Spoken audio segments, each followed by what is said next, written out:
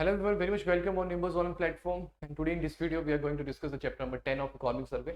इसके पहली वीडियो में हमने जो है चैप्टर नंबर 9 डिस्कस किया था। तो अब स्टार्ट करते हैं आज की वीडियो और देखते हैं कि कौन कौन से इंपॉर्टेंट फैक्ट हैं जो प्रीलिम्स और मेंस कंटेक्स्ट से काफी इंपॉर्टेंट है from this chapter.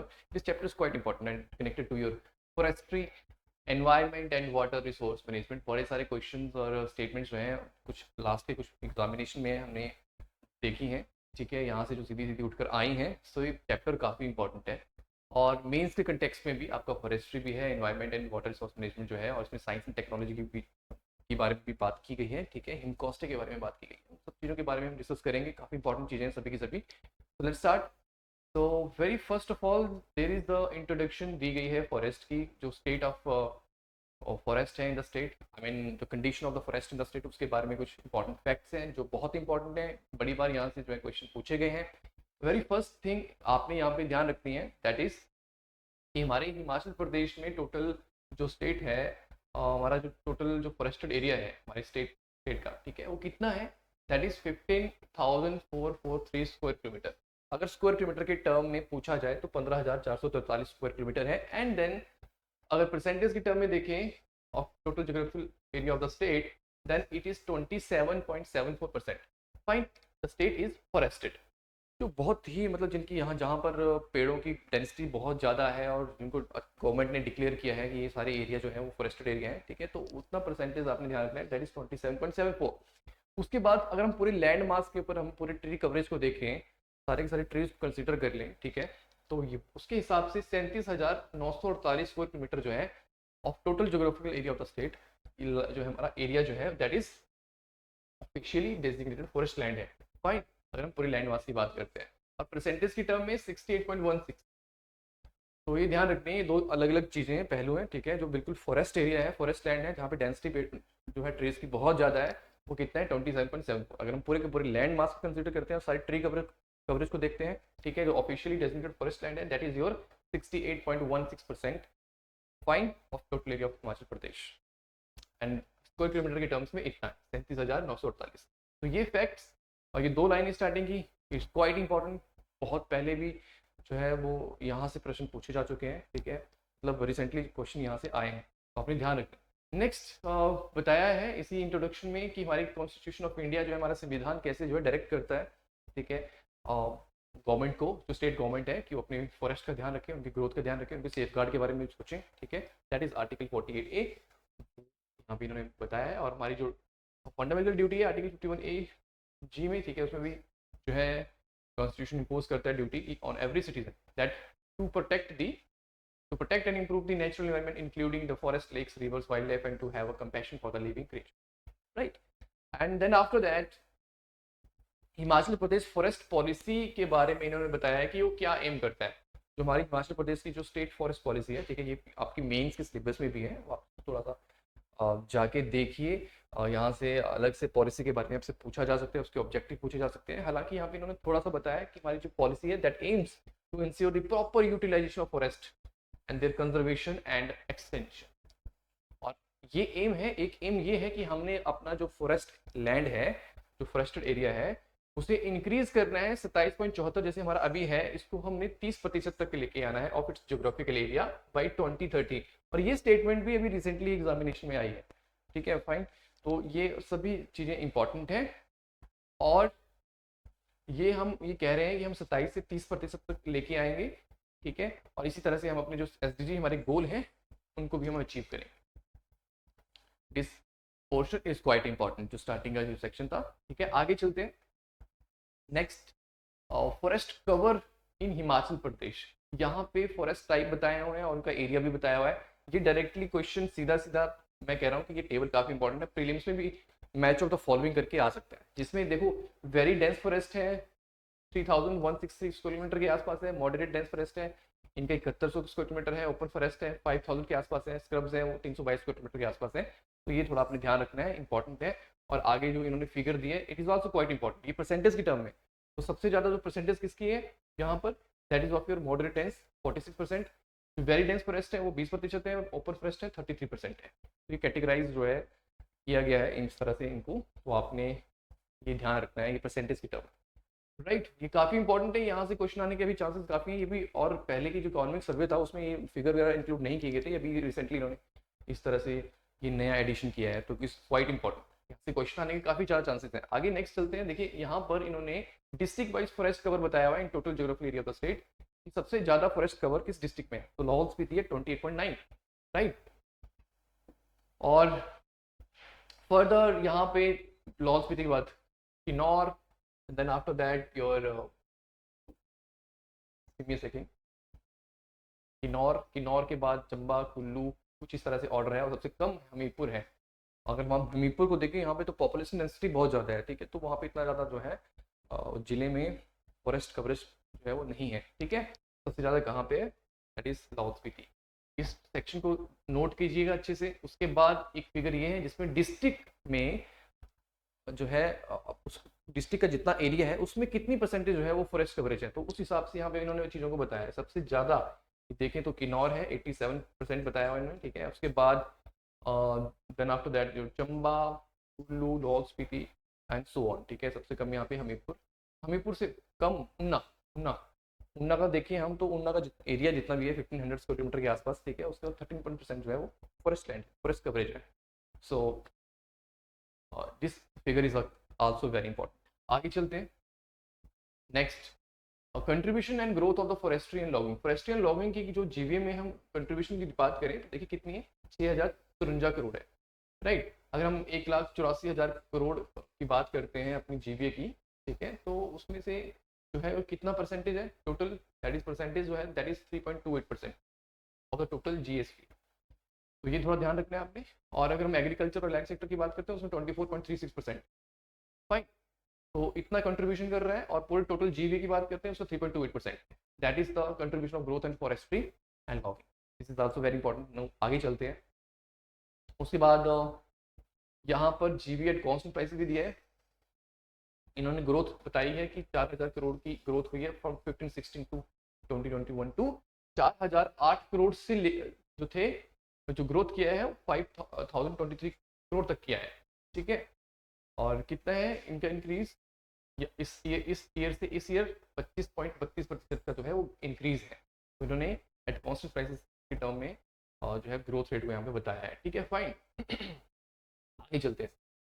Next, government के कुछ इनिशिएटिव फॉर द फॉरेस्ट्री, ठीक है, ये भी बहुत इंपॉर्टेंट है और ये आपसे पूछे भी जा सकते हैं। मेन से कंटेक्स्ट में भी क्वेश्चन यहाँ से बन सकते हैं, प्रीलिम के कंटेक्स्ट में चीजें बन सकती हैं, ठीक है।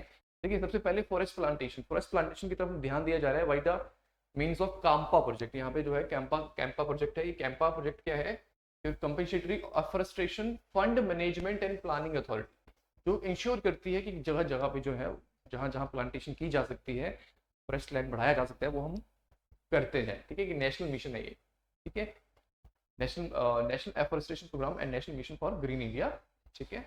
और कुछ एक्सटर्नली एडेड प्रोजेक्ट्स हैं जिसकी तरह से जो है ये अथॉरिटी काम कर रही है फॉरेस्ट प्लांटेशन को लेके, तो इसका अपने ध्यान रखना है, राइट। उसके बाद फॉरेस्ट मैनेजमेंट, अगर हम अपने जो फॉरेस्ट है उनका कैसे हम उनको मैनेज कर रहे हैं, जो भी उनके ऊपर जो थ्रेट्स हैं तो कैसे उसको हम हैंडल कर रहे हैं, टैकल कर रहे हैं, ठीक है। उसके बारे में यहाँ पे मैंने बताया कि हम जगह जगह पे हमने सर्विलेंस रखी है, सीसीटीवी कैमरास लगा के रखे हैं कि कोई नुकसान ना पहुंचाए, इलीगल जो जिस तरह की कटिंग पेड़ों की रहती है। और फायर भी एक बड़ा इंपॉर्टेंट पार्ट है, आग लगती है जंगलों में, बड़ा सारा नुकसान होता है, ठीक है। तो सब तरह से जो है उस चीज़ को टैकल करने के लिए यहाँ पे दे आर सेइंग दैट जगह जगह पे सेंसिटिव प्लेसेस पे सीसीटीवी कैमरास जो हैं वो लगाए गए हैं, ठीक है। और भी कुछ इन्होंने यहाँ पे रखा है, कुछ इक्विपमेंट्स भी रखे हैं, फायर फाइटिंग इक्विपमेंट हैं और कुछ और इम्प्रूव टेक्निक्स हैं, उनको भी इंट्रोड्यूस किया गया है, राइट। तो फॉरेस्ट मैनेजमेंट को लेके जो बातें इन्होंने बोली हैं उनको आप मेन से कंटेक्स्ट में भी अपने माइंड में रखें और प्रीलिम के कंटेक्स्ट में भी थोड़ा माइंड में रखें, fine. Next, experimental silviculture Fehling इन सब्सिडरी सिल्वीकल्चर ऑपरेशन, ये यहाँ से प्रश्न कुछ ही साल पहले देखे गए हैं, स्टेटमेंट आई हुई है, ठीक है। तो ये भी बड़ा इंपॉर्टेंट है। देखो यहाँ पे ध्यान रखना है, तो पहले तो पता होना चाहिए सिल्वीकल्चर क्या चीज़ है, सिल्वीकल्चर किस तरह से हम इसको देखते हैं, जिसमें हम अपनी जो रिसोर्सेज हैं, हमारी जो फॉरेस्ट रिसोर्सेज है उसको बहुत अच्छे से यूटिलाइज करते हैं, पूरा इकोसिस्टम का ध्यान रखते हैं, फॉरेस्ट लैंड को भी बढ़ाते हैं, ठीक है। पूरा इकोसिस्टम मेंटेन करके रखते हैं ताकि हम जो रिसोर्स जो जो कुछ हमें फॉरेस्ट से मिल सकता है वो भी हम लें और साथ साथ में हम फॉरेस्ट को बढ़ाएं भी, ठीक है। तो सिल्वी कल्चर देखिए, अगर हम टिम्बरिंग की बात करते हैं तो टिम्बर भी ठीक है, फाइन। अगर हम कर रहे हैं, लकड़ी ले रहे हैं, ठीक है, पेड़ काट रहे हैं तो हमने पेड़ लगाने भी हैं, तो वो सारी चीज़ें रहती हैं। यहाँ पे देखो, यहाँ पे बताया गया है कि जो सुप्रीम कोर्ट ऑफ इंडिया है उन्होंने सिल्वी कल्चर जो है भी अलाउ किया है स्टेट में, ठीक है, ऑफ द 3 स्पीसीज। इसमें खैर है, चील है, साल है, ऑन एक्सपेरिमेंटल बेसिस। और ये रेंजेस ध्यान रखनी है, नूरपुर रेंज होगी आपकी, भराड़ी रेंज बिलासपुर की जो झंझार धार, जहाँ पे झंझार धार के जो आपकी नॉर्दर्न वाले एरिया हैं, ठीक है, भराड़ी वाले एरिया, घुमारवी की जो नॉर्थ में एरिया पड़ते हैं, ठीक है, वो रेंज, और साथ में यहाँ पे पाउंटा रेंज फॉरेस्ट डिवीजन, यहाँ पर जो है सिल्वी कल्चर को सुप्रीम कोर्ट ने अभी भी अनुमति दी है, ठीक है, फाइन। ये स्टेटमेंट एग्जाम में पूछी जा चुकी है और ये क्वाइट इंपॉर्टेंट है, अपने ध्यान रखना। तो नेक्स्ट कुछ और स्कीम्स हैं। सामुदायिक वन संवर्धन योजना है, सामुदायिक वन संवर्धन योजना, सके ये इंपॉर्टेंट है, ये मेंस के कंटेक्स्ट में आपको ये चीज़ें याद होनी चाहिए, रटी होनी चाहिए, ठीक है। सामुदायिक वन संवर्धन योजना, इसमें कम्युनिटी लेवल के ऊपर जो है वो ये हम फॉरेस्ट की इंपॉर्टेंस को जो है वो बढ़ाएंगे। मतलब यहाँ पे हमारा मेन मकसद यही है कि हमने इंश्योर करना है पार्टिसिपेशन जो है लोकल कम्युनिटीज़ की रहे और in the conservation and the development of the forest through the plantation and improving the quality of forest and increasing the forest. तो ये सामुदायिक वन संवर्धन योजना। उसके बाद वन समृद्धि, जन समृद्धि। अगर वन समृद्ध है हमारे तो जन भी समृद्ध रहेंगे, मतलब जो जो भी हम बेनिफिट ले सकते हैं फॉरेस्ट से, ठीक है, वो भी तभी होंगे जब हम फॉरेस्ट को बढ़ाएंगे। तो एक तरह से यहाँ पे हम स्ट्रेंथन कर रहे हैं, ठीक है, the non timber forest products को के ऊपर जहाँ फोकस कर रहे हैं, रिसोर्स बेस बढ़ा रहे हैं, साथ साथ में हम इंश्योर कर रहे हैं कि कम्युनिटी की पार्टिसिपेशन हो, वो प्लांटेशन करते रहें, ठीक है। अगर हम प्लांटेशन ज़्यादा से ज़्यादा करेंगे तो हमें जो बेनिफिट है फॉरेस्ट से वो ज़्यादा से ज़्यादा मिल पाएंगे, ठीक है, फाइन। तो वन समृद्धि जन समृद्धि योजना ये भी है। उसके बाद एक बूटा बेटी के नाम, ये भी बड़ा इंपॉर्टेंट पार्ट है। ये स्कीम को 1920 के आसपास जो है वो लॉन्च किया गया था, ठीक है। एक बूटा जिसमें हम क्या कर रहे हैं कि हम जब यहाँ पे, अब यू कैन से दैट एक तीर से दो निशाने हम बना रहे हैं, और मतलब I mean at the same point of a time हम फॉरेस्ट की जो वैल्यू है, इंपॉर्टेंस है, उनको भी बता रहे हैं, साथ साथ में जो गर्ल की हमारी इंपॉर्टेंस है हमारी लाइफ में, ठीक है, उनके बारे में भी यहाँ पे बात की जा रही है कि हाँ ठीक है, अगर किसी भी घर में गर्ल चाइल्ड पैदा होता है तो उसको जो है वो यहाँ पे बता रहे हैं, अगर कोई गर्ल चाइल्ड की बर्थ होता है तो एक प्लांटिंग किट प्रोवाइड की जाएगी, साथ में कुछ 5 सेपलिंग्स जो हैं, 5 जो है जो है वो पौधे जो हैं दिए जाएंगे कुछ स्पीसीज के, ठीक है, और उनको अच्छी तरह से जो है उनको अच्छी जगह पे उनकी प्लांटेशन जो है वो हो, वो यहाँ पर इस स्कीम के तहत जो है वो उन सब चीज़ों को इंश्योर किया जाता है, ठीक है, फाइन। मतलब बेटी के नाम पे जो भी बूटे लगाए जाएंगे, जो भी 5 बूटे उनको देंगे, बेटी के नाम पे लगाए जाएंगे और अच्छी जगह लगाए जाएंगे, और वो ताकि हेल्दी रहें और अच्छी तरह से फले फूलें, ठीक है। तो मतलब एक बहुत ही अच्छा इनिशिएटिव है जिसमें हम दोनों पहलुओं के ऊपर जो है जोर डाल रहे हैं, गर्ल चाइल्ड एंड फॉरेस्ट, एक बूटा बेटी के नाम। आगे उसके बाद देन देयर कम्स विद्यार्थी वन मित्र योजना। इसमें विद्यार्थियों को जो है वो काफ़ी हम यहाँ पे जो है ये उनको गाइड करते हैं किस तरह से आप जो है अपना रोल प्ले कर सकते हैं, ठीक है। और यहाँ पे एजुकेशन डिपार्टमेंट का काफ़ी इंपॉर्टेंट रोल जो है वो रहता है। तो और विद्यार्थियों को पूरी तरह से ट्रेन किया जाता है कि आप अपने एंड पे क्या कुछ कर सकते हैं। और उसके बाद नेक्स्ट कुछ अमित सरोवर और जल भंडारण, कुछ वाटर कंजर्व करने के लिए लेके कुछ स्कीम चली हैं, ठीक है, इनका आपने ध्यान रखना है। देन आफ्टर दैट कुछ एक्सटर्नली एडेड प्रोजेक्ट हैं, ये बहुत इंपॉर्टेंट है, ये मेंस के कंटेक्स्ट में ये चीज़ें बहुत इंपॉर्टेंट है। एक्सटर्नली एडेड प्रोजेक्ट्स में यहाँ पे दो प्रोजेक्ट बताए हैं, एक तो प्रीलिम कंटेक्स्ट में और मेन कंटेक्स्ट में, बहुत इंपॉर्टेंट है, सीधे सीधे पूछे जा सकते हैं। पहला है Himachal Pradesh forest ecosystem, Himachal Pradesh forest ecosystem climate proofing project, KFW assist. ये जर्मनी का जो ये बैंक है, ठीक है, KFW बैंक है, ये असिस्ट कर रहा है इस प्रोजेक्ट को हमारे हिमाचल प्रदेश में। इसके ऊपर सीधा पूछा जा सकता है what are the main objective of this project, ठीक है, ये आपसे जो है पूछा जा सकता है मेंस में। तो देखिए चंबा और कांगड़ा में फिलहाल इसको इम्प्लीमेंट किया गया है, ये भी बहुत, ये प्रीलिम एंगल से बहुत इंपॉर्टेंट है, प्रीलिम कंटेक्स्ट से, ठीक है। और ऑब्जेक्टिव क्या है इसका, rehabilitation, protection and sustainable use of selected forest ecosystem in Himachal Pradesh and to increase and secure the resilience of the forest ecosystem against the climate change. तो आपने इसका ध्यान रखना है, Himachal Pradesh forest ecosystem climate proofing project and it is assisted by the KfW bank, yes that is in Germany. Fine, आप उलझाया जा सकता है किसी और बैंक के साथ, वर्ल्ड बैंक के साथ उलझाया जा सकता है, स्टेटमेंट आ सकती है कि भाई this project Himachal Pradesh forest ecosystem climate proofing project is assisted by the world bank, लेकिन वो स्टेटमेंट गलत होगी, आपकी स्टेटमेंट राइट होगी KfW जर्मनी। ये याद कर लो, यहाँ से क्वेश्चन आने के चांसेस ज़्यादा है, ठीक है। फाइन, उसके बाद Himachal Pradesh forest ecosystem management and livelihood improvement project, ये भी काफ़ी इंपॉर्टेंट है और इससे जुड़ी चीज़ें क्या हैं, कुछ खास है, ठीक है। आपने ध्यान रखना है कि कौन सी यहाँ पर एजेंसी जो है वो यहाँ पे फंडिंग कर रही है, यानी जापान इंटरनेशनल कोऑपरेशन एजेंसी 10 सालों तक की फंडिंग जो है प्रोवाइड करेगी, 800 करोड़ तक का फंड प्रोवाइड करेगी, ठीक है। और ये सारे इन एरियाज में इस प्रोजेक्ट को इम्प्लीमेंट किया जा रहा है, जैसे कि बिलासपुर, कुल्लू, मंडी, शिमला, कांगड़ा, ये कुछ tribal area of Kinnaur, Lahaul Spiti. कौन सा नहीं किया जा रहा है वो आपके लिए आसान है, देखिए यहाँ पे ऊना नहीं है, फाइन, मीरपुर नहीं है, और तो आपने कुछ एरिया जो जिले नहीं दिए गए हैं उनको आपने देख लेना है और अपने माइंड में रखना है, क्योंकि उस कंटेक्स्ट में भी आपको उलझाया जा सकता है, क्वेश्चन आ सकता है यहाँ से। तो ये कुछ जिले हैं जहाँ पे इस प्रोजेक्ट को चलाया जा रहा है, हिमाचल प्रदेश फॉरेस्ट इकोसिस्टम। यहाँ पे भी हिमाचल प्रदेश फॉरेस्ट इकोसिस्टम था, बस चीजें आगे क्या है, मैनेजमेंट एंड लाइवलीहुड इंप्रूवमेंट है। यहाँ पे लाइवलीहुड का भी मतलब आपने ध्यान, कि जो लाइवलीहुड जो है उसको भी यहाँ पे कंसिडर किया गया है, ठीक है। यहाँ पे सिर्फ क्लाइमेट को लेके था, यहाँ पे मैनेजमेंट और लाइवलीहुड है, बस ये चीजें डिफरेंस जो है यहाँ पे है, डिफरेंट है, फाइन। तो और इसका फर्दर इन्होंने क्या कहा है कि इसका जो हेड क्वार्टर है और रीजनल ऑफिस है वो कुल्लू में है और रामपुर बुशहर में, ये भी बड़ा इंपॉर्टेंट है, ठीक है। With project headquarter Shimla, headquarter जो है वो शिमला में है और जो रीजनल ऑफिस है वो कुल्लू और रामपुर में भी है। हेडक्वार्टर जो शिमला और रीजनल ऑफिस क्या है, कुल्लू और रामपुर शहर। एंड ऑब्जेक्टिव क्या है of the project are to conserve the forest mountain ecosystem and improve the livelihood of the forest and pasture dependent communities by increasing the forest cover, density and productive potential using the scientific and modern forest management practices, ठीक है, and enhancing the biodiversity and forest ecosystem conservation। ये objective, इनसे आपसे question directly mains में पूछे जा सकते हैं, तो बी प्रिपेयर्ड। फाइन, नेक्स्ट आगे क्या बताया है, आगे नेक्स्ट है एनवायरनमेंट साइंस एंड टेक्नोलॉजी को लेके क्या कुछ चल रहा है, गवर्नमेंट के क्या इनिशिएटिव चलते हैं। सबसे पहले प्लास्टिक वेस्ट मैनेजमेंट एक बड़ा मुद्दा है, आपको पता है कि जगह जगह जो प्लास्टिक हम देखते हैं, ठीक है।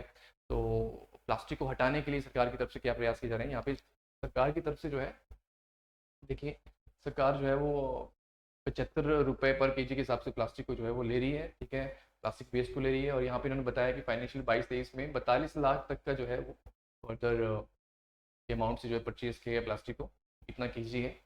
तो this is a buyback policy, ठीक है, plastic buyback policy for non recyclable plastic waste. तो इनका आपने ध्यान रखना है थोड़ा बहुत, ठीक है। ये हो सकता है कि प्रीलिम्स में हो सकता है, चांसेस बहुत रहे हैं, हो सकता है पूछ ले जाए, तो आपने ध्यान देना है। आगे चलते हैं, फर्दर जो चीज़ इंपॉर्टेंट है आगे साइंस एंड टेक्नोलॉजी को लेके, ठीक है, ठीक है, फाइन। और इन्वायरमेंट को लेके जो कुछ गवर्नमेंट के इनिशिएटिव हैं, जिसमें creation of model eco villages भी है। इसमें गवर्नमेंट के इनिशिएटिव में ये चीज़ भी आती है कि हम यहाँ पे एक इको विलेजेस जो है वो हम मॉडल इको विलेज जो है वो एस्टेब्लिश कर रहे हैं। ये इको विलेज स्कीम है उसके तहत, ताकि जो फुटप्रिंट है, ठीक है, इकोलॉजिकल फुटप्रिंट है, उसको रिड्यूस किया जाए टू दी 50%। तो ये अपने ध्यान रखना है इस चीज़ का। 19 विलेजेस जो है have been included under the scheme, ये काफ़ी इंपॉर्टेंट है। हो सकता है कि आपसे पूछ लिया जाए प्रीलिम्स में कि under the model eco village scheme there are the 25 villages जो है they have included under the scheme, तो वो गलत हो जाएगा। तो ये छोटी छोटी चीज़ें हमने यहाँ पे ध्यान रखनी है। उसके बाद देखिए कुछ R&D प्रोजेक्ट चल रहे हैं, फ्यूल कास्ट डेवलपमेंट प्लान चल रहा है, state level environment leadership award चल रहे हैं, ठीक है। यहाँ पे आपने ध्यान रखना है कि कैसे कैसे प्राइज वगैरह मिलते हैं, ठीक है। अलग अलग फील्ड्स हैं और डाइवर्स फील्ड्स हैं, और जहाँ पे इन्वायरमेंट में कोई लेके कोई कितना अच्छा कर रहा है तो वहाँ पे अवार्ड्स रिवॉर्ड जो है वो दिए जाते हैं। State level environment leadership awards के बारे में एक बार स्टडी कर लीजिएगा कि ठीक है जो फर्स्ट प्राइज़ है कितना है, सेकंड कितना है, ठीक है, और कौन सी वो डाइवर्स फील्ड्स हैं, किन किन में अब आप अच्छा करते हो और कैसे जो है वो आप अच्छा परफॉर्म कर रहे हैं और आपको रिवॉर्ड जो है वो दिया जाएगा। तो ये कुछ हैं इनिशिएटिव सरकार के द्वारा लिए गए हैं। अभी state knowledge cell on climate change को एस्टेब्लिश किया गया है शिमला में, ठीक है, ये भी इंपॉर्टेंट है। Climate adaptation and finance in rural India, काफी प्रोजेक्ट इसे बोला गया है, इसे भी इंट्रोड्यूस किया गया है। Knowledge network on climate change and disaster risk reduction, इसको भी इंट्रोड्यूस किया गया है। And then national adaptation fund for the climate change, ठीक है, इसे भी इंट्रोड्यूस किया गया है। ये जो लास्ट का है इसमें बताया है कि ऑब्जेक्टिव क्या है इसका, नेशनल अडेप्टेशन फंड, ठीक है, फॉर क्लाइमेट चेंज। फंड की जो यूटिलाइजेशन है उसके में मेन ऑब्जेक्टिव क्या है, ऑब्जेक्टिव क्या है, main produce the climate related vulnerability and improve the adaptive capacity of rural small and marginal farmers including the rural women, ठीक है। कुछ स्मार्ट फार्मिंग टेक्नोलॉजीज को इंट्रोड्यूस किया जाएगा इसकी वजह से जो क्लाइमेट, ताकि क्लाइमेट के ऊपर जो है वो कम से कम जो है वो इफेक्ट पड़े, उस तरह से जो है फार्मर्स को ट्रेन किया जाएगा इस पर्टिकुलर फंड के तहत। तो ये कुछ इनिशिएटिव्स हैं, ठीक है, जिनका आपने ध्यान रखना है सरकार की तरफ से, जो क्लाइमेट को लेके जो है लिए गए हैं, एनवायरनमेंट को लेके जो है लिए गए हैं, ठीक है। ये सारा का सारा सेक्शन क्या था, एनवायरनमेंट से रिलेटेड। सबसे पहले हमने बात की है एनवायरनमेंट की, तो ये एनवायरनमेंट को लेके प्लास्टिक वेस्ट मैनेजमेंट एंड जो भी हमने बातें की सब की सब जो है एनवायरनमेंट से रिलेटेड जो है चीज़ थी। एंड देन आफ्टर दैट इसी पर्टिकुलर जो है फंड के बारे में यहाँ पे उन्होंने कहा है कि अभी भी रिसेंटली जो अचीवमेंट्स हैं जो सिरमौर में देखी गई, पहले तो सिरमौर के 3 डेवलपमेंट ब्लॉक्स थे जहाँ पे इसे लॉन्च किया गया था, ठीक है, जो ड्रॉट प्रोन एरियाज थे वहाँ पर। और इसकी अचीवमेंट जो है प्रोजेक्ट की अभी शोकेस भी किया गया था 27 जो कॉन्फ्रेंस हुई थी, ठीक है, कोप 27 जो हमारा इजिप्ट में हुआ था 6 नवंबर 2022 में, ठीक है, 6 नवंबर से 18 नवंबर तक। तो वहाँ पे हमने इस पर्टिकुलर प्रोजेक्ट को शोकेस किया था, इसकी अचीवमेंट को शोकेस किया था, तो आपने इसका भी ध्यान रखना है, ठीक है, fine. And then demonstration micro municipal solid waste management facilities, कुछ ये भी सरकार की तरफ से इनिशिएटिव लिया गया है। And then very very important, Himachal Pradesh council for science technology and environment को बोला गया है हिमकॉस्टे। हिमकॉस्टे अपने अंडर बहुत सारी चीज़ें कर रही है, बेसिकली ही it is a main body, right, nodal agency है for the promotion of science and technology and creation of environmental awareness in the state, it is a main body. और यहाँ से इस बार मेंस में क्वेश्चन आने के chances 99% है। और ये नया पार्ट यहाँ पे इन्होंने इंट्रोड्यूस किया है, साइंस एंड टेक, आपको पता है GS3 का पार्ट है, और यूनिट आपकी जो सेकंड है, ठीक है, उसका सब यूनिट 3 जो है वो साइंस एंड टेक से रिलेट करता है। तो ये काफ़ी चांसेस है कि हिम कॉस्टे के बारे में इस बार इसके ऑब्जेक्टिव्स या इसके कुछ अचीवमेंट्स के बारे में पूछा जाए, तो इसको आप अच्छे से स्टडी कर लीजिएगा। एंड देन फर्दर हम इसको थोड़ा डिस्कस देख लेते हैं, कर लेते हैं। पहली बात तो एक नोडल एजेंसी है for the promotion of the science and technology and the creation of environmental awareness in the state, and after that जो टेक्नोलॉजी एंड इनोवेशन पॉलिसी जो ये इसी ने डिज़ाइन की है, टेक्नोलॉजी एंड इनोवेशन पॉलिसी 2022, उसके objective क्या है ये मेंस में पूछे जा सकते हैं। It is quite important the mains perspective, ठीक है। और जिसमें यहाँ पे इन्होंने बेसिकली बात की है कि कैसे हम जो है वो अपनी ट्रेडिशनल नॉलेज सिस्टम को बढ़ाएंगे, कैसे हम अपने R&D को बढ़ाएंगे। टेक्नोलॉजी एंड इनोवेशन की बात करते हैं, इनोवेशन तो तभी आएगी जब हम R&D के ऊपर अच्छे से काम करेंगे, इंफ्रास्ट्रक्चर देंगे अच्छा सा, ठीक है। तो वही इन्होंने यहाँ पे बात की है, स्ट्रेंथन करना है R&D को, प्रायोरिटी देनी है R&D एरियाज को, ठीक है। और कुछ हमने जो है वो टेक्नोलॉजिकल कॉम्पिटेंस जो है वो क्रिएट करनी है, ट्रेडिशनल नॉलेज सिस्टम को हमने इंक्रीज करना है, जिसमें वोकल फॉर लोकल फिलोसफी हमने यूज़ करनी है, एट्सेट्रा। तो ये आपने अच्छे से स्टडी करने हैं फ्रॉम द मेंस पर्सपेक्टिव। और हो सकता है, देखिए प्रीलिम्स में कैसे क्वेश्चन पूछे जा सकते हैं कि बताइए कि which are the following is not then objective of the technology and innovation policy. तो उसमें से कुछ ऑब्जेक्टिव अपने ये सारे ऑब्जेक्टिव्स अगर अच्छे से पढ़े होंगे ना, और तो आपको बोल देंगे कि हाँ all of the are the objectives, या this particular statement is not the part of the objective, तो उस कंटेक्स्ट में भी आ सकता है।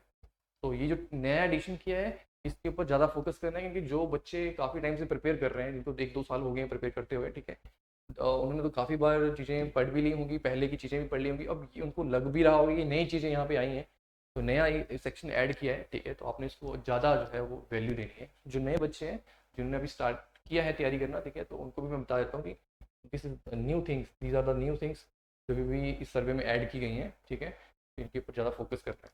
आगे चलते हैं, आगे फर्दर जो है हिम कॉस्टे, यहाँ पे कुछ और फर्दर इन्होंने अचीवमेंट्स बताई हैं, ठीक है, ये इतना इम्पोर्टेंट नहीं है, अगर स्किप भी कर चलेगा।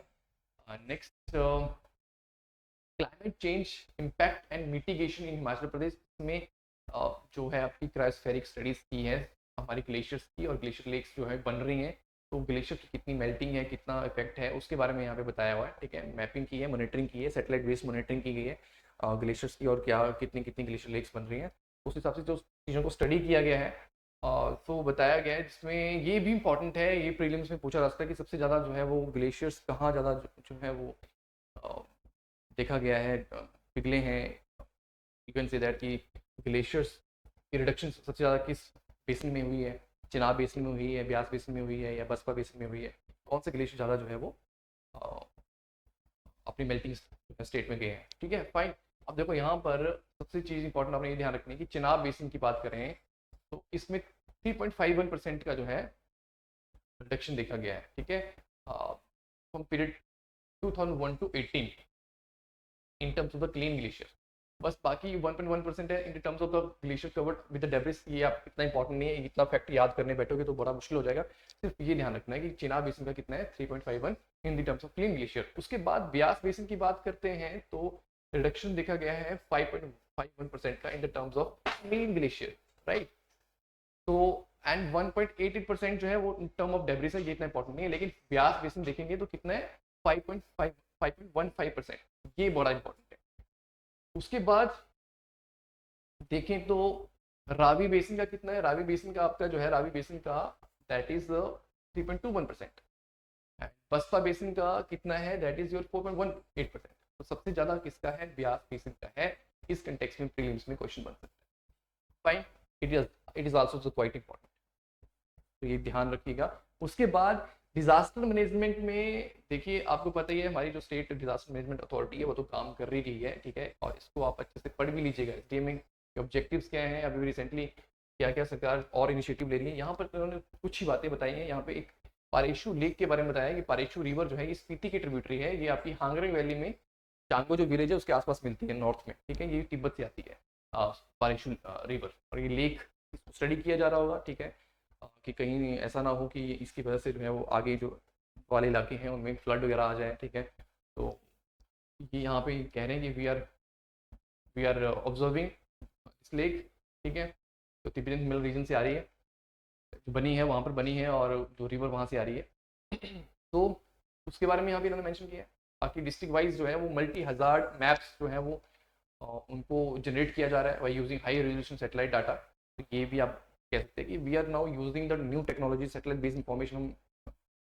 हम इंफॉर्मेशन के ऊपर जो है वो काफ़ी काम कर रहे हैं, मैपिंग वगैरह कर रहे हैं। ठीक है, तो डिस्ट्रिक्ट वाइज मल्टी हज़ार मैप्स जो हैं वो हम क्रिएट करते हैं, ताकि हम कहाँ जहाँ जहाँ भी डिजास्टर्स होने को हैं, प्रोबेबिलिटी है नेचुरल डिजास्टर्स या अदर डिजास्टर्स, ठीक है, तो उनको टैकल कर सकें। Next, other achievements and policy initiative of HIMCOSTE. देखिए ये कुछ अचीवमेंट्स हैं जिसमें से मेन इन्होंने बात की है यहाँ पर। कुछ यहाँ पे देखो इन्होंने कहा है कि we are we have constructed the centre for science learning and creativity at village Bhog Shogi में है, for awareness popularisation research development and dissemination relating to science and technology. ये हमें ध्यान रखना है। एंड चिल्ड्रन साइंस कांग्रेस को भी ऑर्गेनाइज करते हैं, जैसे 17 साल के जितने भी एज ग्रुप के बच्चे हैं। ठीक है, ये कर रहे हैं 1993 से कर रहे हैं। और Himachal Pradesh state biodiversity board इन्होंने एस्टेब्लिश किया, ये भी हिम कॉस्टे का ही प्रयास से जो है ये बोर्ड एस्टेब्लिश किया गया है। और जैसे कि आपको पता है हिमाचल प्रदेश बायोडाइवर्सिटी एक्ट 2002, इसके अंडर जैसे आपको पता है लोकल बायोडाइवर्सिटी रजिस्टर की बात हम करते हैं। ठीक है, हम BMC की बात करते हैं, बायोडाइवर्सिटी मैनेजमेंट कमेटी की बात करते हैं, इसके ऑब्जेक्टिव क्या होते हैं। ठीक है, ये हम जब बायोडाइवर्सिटी एक्ट पढ़ते हैं तो ये सारी चीज़ें पढ़ते हैं। अभी प्रश्न अभी आया था, यहीं से मेंस में आया था, BHS के बारे में हमने बात की, बायोडाइवर्सिटी हेरिटेज साइट्स होते हैं, ये सारी बातें की गई हैं इस एक्ट के अंदर। ठीक है, कैसे एक बायोडाइवर्सिटी हेरिटेज साइट को सिलेक्ट किया जाता है। ठीक है, तो ये कह रहे हैं कि हिम कॉस्टे के प्रयास से बायोडाइवर्सिटी बोर्ड को फाउंड किया गया है।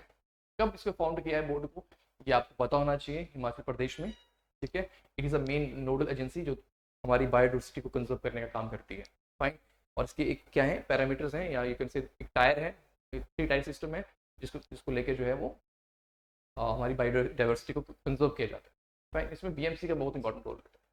तो ये सब चीज़ें आपने ध्यान रखनी है। उसके बाद देखो ये प्रीलिम से बड़ा इंपॉर्टेंट पार्ट है, यहाँ पे इन्होंने अभी रिसेंटली किया है 3 बायोडाइवर्सिटी हेरिटेज साइट अभी सेलेक्ट की हैं, जिसमें सुरल भटोरी है, और पांगी में है, और साथ में हुडन बटोरी है, ये भी पांगी में है। चसक चसक बटोरी भी है, वो भी पांगी में है। अभी क्वेश्चन भी आया था यहाँ से बटोरी करके, ठीक है। यहाँ पे बोट्स ट्राइब रहती है, लोग रहते हैं, तो इनको अभी हेरिटेज साइट्स डिक्लेयर किया है। और साथ में नैनगढ़ गांव के पास में यहाँ पे आपका डिस्ट्रिक्ट लाहौल स्पीति में, ठीक है, यहाँ पे नैनगढ़ ग्राम पंचायत मुरिंग, ये तहसील उदयपुर है, सब तहसील उदयपुर, ठीक है, लाहौल स्पीति में। तो इस नैनगढ़ वाले एरिया को भी बायोडाइवर्सिटी हेरिटेज साइट डिक्लेयर किया है। ये बहुत इंपॉर्टेंट है, ये तीनों की तीनों चीजें आपने ध्यान रखनी है, ठीक है, फाइन। और उसके बाद फर्दर ये बहुत इंपॉर्टेंट है, हिम कोस्टे जो है हमारी जीआई टैग की फाइल भी जो फाइल करता है, एप्लीकेशन हमारी फाइल करता है, इसका ये काम भी रहता है। देखिए अभी रिसेंटली हमने जीआई रजिस्ट्रेशन के लिए जो फाइलिंग की है, सिरमौरी जो लोई है हमारा, उसके लिए की है। हिमाचली कैप, सेपू बड़ी, ठीक है, और साथ में for Kinnauri jewellery, Himachali Dham, Kinnauri apple, हाशी मेटल क्राफ्ट, चंबा चुक, करसोग कुल्थी, कुल्थ आपने सुने होंगे, कुल्थ सुने होंगे आपने, ठीक है। खरीफ फसल है, ये भी खरीफ का जो है हमारे जो है वो क्रॉप है। Red rice under the final stage of compilation, इन सब की जीआई टैग की जो है वो फाइलिंग की है। It is very very important for us, because आपको पता है कि क्या महत्वता होती है। अगर किसी भी प्रोडक्ट को, हमारी हिमाचल प्रदेश की इंडिजिनियस प्रोडक्ट को जीआई टैग मिलता है, तो वहाँ की जो लोकल कम्युनिटी है उसको बहुत बेनिफिट मिलता है, ठीक है, जो भी इन सब चीज़ों की तो जो है एंगेज रहती है।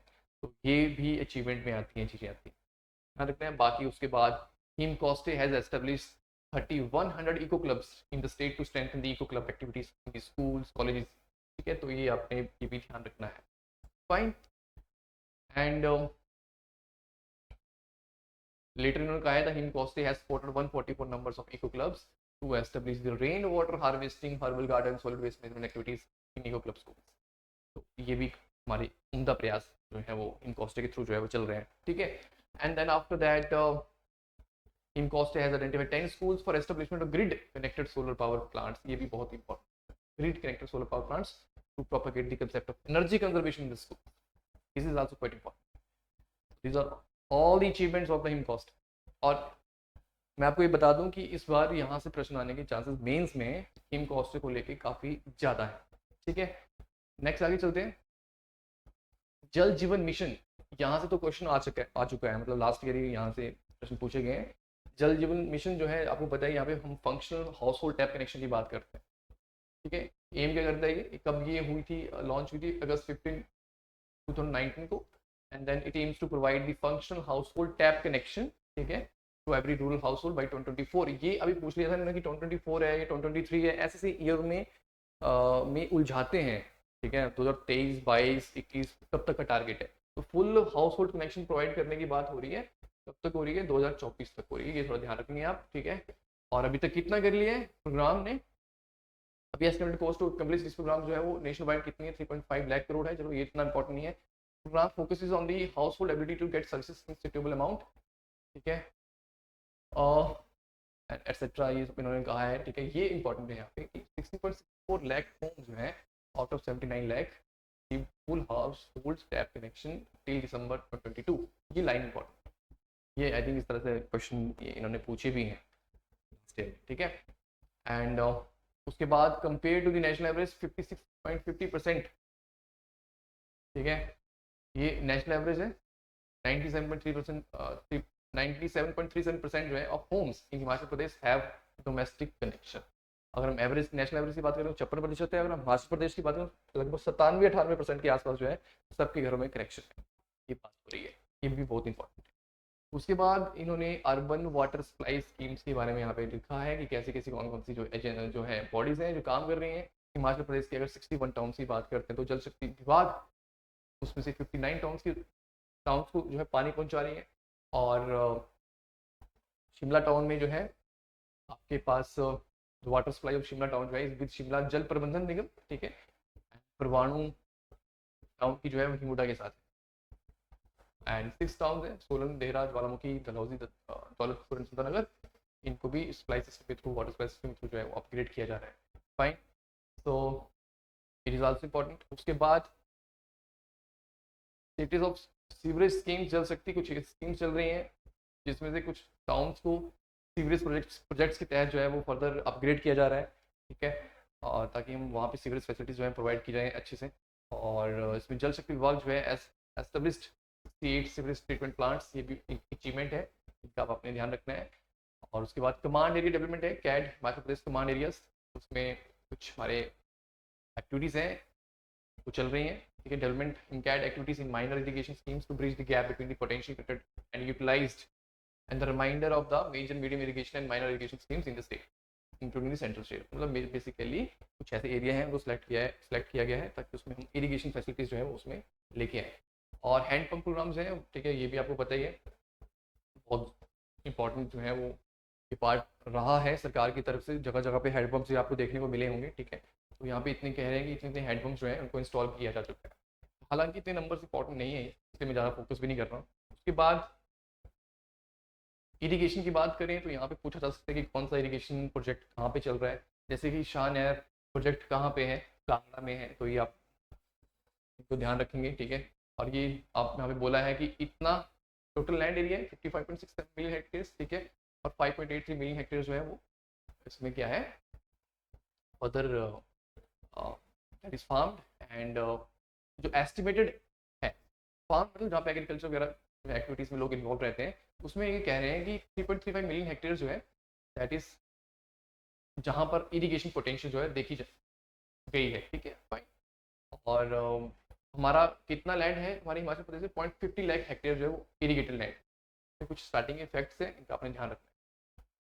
और बीइंग 2.85 लाख हेक्टेयर जो है can be irrigated through small और मीडियम इरीगेशन प्रोजेक्ट्स, फाइन। और ये कह रहे हैं as of November 2022 total of 2.97 million hectare is irrigated, hectare land is irrigated. So इनका भी आपने ध्यान रखना है, फाइन। उसके बाद ये शाहनहर प्रोजेक्ट की मैं बात कर रहा था, कांगड़ा में है, ठीक है।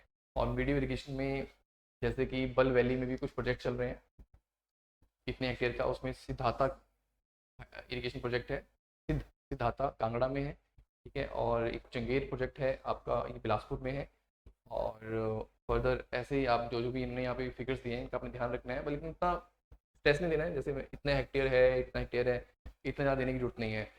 अब लाइक शुड नो कि बल वैली भी है, चंगेर एरिया कहाँ पे है, सिद्धाता एरिया कहाँ पे है, ठीक है। यहाँ इरीगेशन प्रोजेक्ट हैं कहाँ कहाँ कौन से जिले में, उस कंटेक्स्ट में आप इन चीज़ों को देख लीजिएगा। नेक्स्ट फीना सिंह, ये कहाँ पे है, that is in Nurpur area, मतलब district Kangra. Phina Singh irrigation project है, ये भी आपने इसका ध्यान रखना है। बाकी इन एरिया में भी कुछ इरीगेशन प्रोजेक्ट चल रहे हैं। तो इरीगेशन एंगल से स्टार्टिंग की जो 2-3 लाइनें थी बहुत इंपॉर्टेंट थी, वो आपने ध्यान रखनी है, फाइन। और कहाँ कहाँ पे ये प्रोजेक्ट्स हैं, किस जिले में है, इनका आपने ध्यान रखना है। कितना कितना हेक्टेयर लैंड है इनके अंडर वो इतना इंपॉर्टेंट नहीं है, पर एक बार आप रेट दे सकते हैं, फाइन।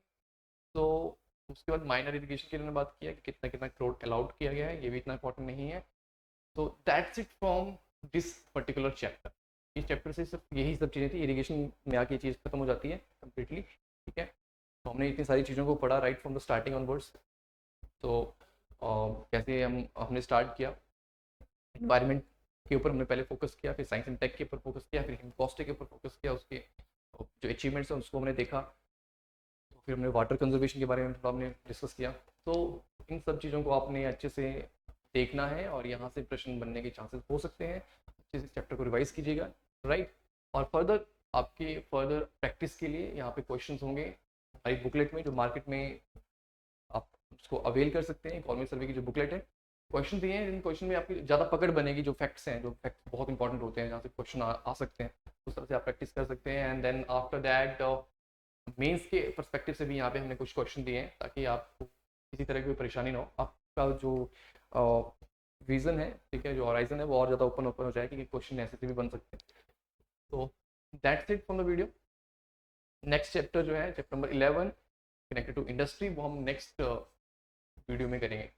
तो आज के लिए इतना ही। आई होप जो चीज़ें मैंने आपको बताई वो आपने अच्छे से समझी होंगी। तो that is from the video. Thank you so much, take care.